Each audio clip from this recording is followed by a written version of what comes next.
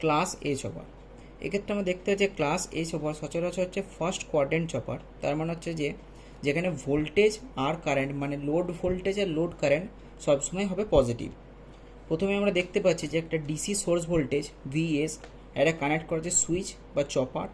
এটা থাইরিস্টার, বিজেটি, আইজিবিটি যে কোনো কিছু হতে পারে, কন্ট্রোলিং একটা সুইচের মতো জিনিস।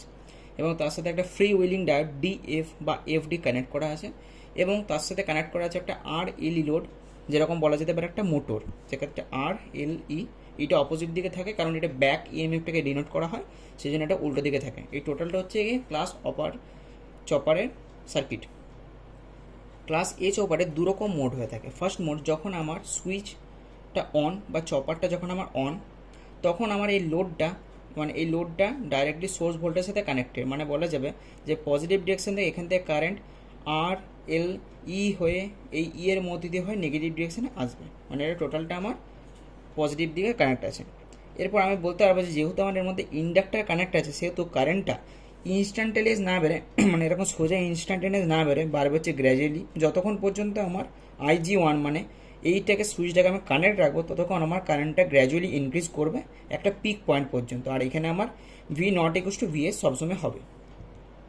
এবার আমরা আলোচনা করবো মোড 2 সম্বন্ধে, যেখানে আমরা দেখতে পাবো যখন সুইচ 2টা হয়ে যাবে ওপেন, মানে সুইচটা দিয়ে কোনো কারেন্ট পাস করবে না, তখন আমার এই সার্কিটের মধ্যে একটা কারেন্ট পাস করবে, যেটা হচ্ছে ইন্ডাক্টর। এতক্ষণ যে ইন্ডাক্টরটা এদিকে পোলারিটি প্লাস এদিকে মাইনাসে চার্জ হয়েছিল, এখন সেটা ডিসচার্জ করতে শুরু করবে, এইদিকে প্লাস এদিকে মাইনাস, মানে হচ্ছে এতক্ষণ এরকম করে চার্জ হচ্ছিল, এটা এরকম করে চার্জ হচ্ছিল, এখন এটা চার্জ হয়ে যাওয়ার পর ডিসচার্জ করতে শুরু করবে এই ডিরেকশনে।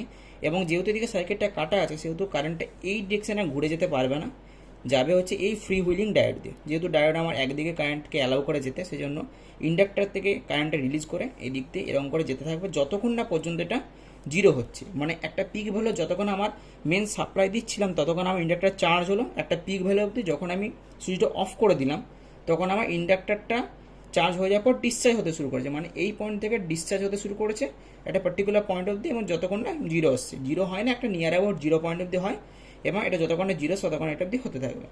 যেই এই মোড 1টা মানে জিরোর কাছাকাছি আসবে, মানে ইন্ডাক্টরটা কমপ্লিটলি ডিসচার্জ করে দেবে কারেন্টটা তার ইন্ডাকটেন্সের জন্য। যে আমরা জানি যে ইন্ডাক্টর গ্র্যাজুয়ালি যেরকম কারেন্টটাকে ইনক্রিজ করে, সেরকমই গ্র্যাজুয়ালি কারেন্টটাকে ডিক্রিজ করে। সেই জন্য একটা টাইম পরে যখন ইন্ডাক্টরটা কারেন্টটাকে গ্র্যাজুয়ালি ডিক্রিজ করবে অ্যাপ্রক্সিমেটলি জিরো, তখনই আমরা আবার সুইচটাকে অন করে দেবো। তখন আমার এই কন্ডিশনটা আবার অ্যাপিয়ার করে, মানে আবার সোর্স ভোল্টেজ দিয়ে কারেন্টের দিকে পাস করবে, ইন্ডাক্টর আবার পুরোনোয় চার্জ হতে শুরু করবে, এবং আবার সার্কিট এরকম করে কমপ্লিট করবে।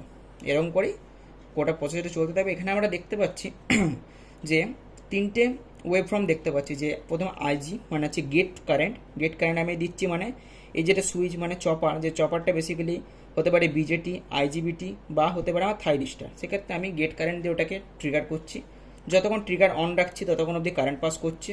মানে যেটা বললাম প্রথমে, যে যতক্ষণ কারেন্ট অন আছে সে কারেন্টটা পাস করছে, ইন্ডাক্টরটা চার্জ হচ্ছে I0, ততক্ষণ I0 মানে হচ্ছে কি লোড কারেন্ট, ইন্ডাক্টরটা চার্জ হচ্ছে একটা পিক পয়েন্ট অবধি যতক্ষণ না সুইচটা অন আছে। যেই সুইচটা আমি এই পয়েন্টে অফ করে দিলাম, সেই আমার ইন্ডাক্টরটা করছে ডিক্রিজ, মানে চার্জ রিলিজ করছে নিয়ার অ্যাবাউট জিরো পয়েন্ট অবধি এলো, তারপর আবার আমার সুইচটা অন হয়ে গেলো, তখন আবার এটা আমার চার্জ করতে শুরু করলো। এইভাবে কমপ্লিট প্রসেসে চলতে থাকবে।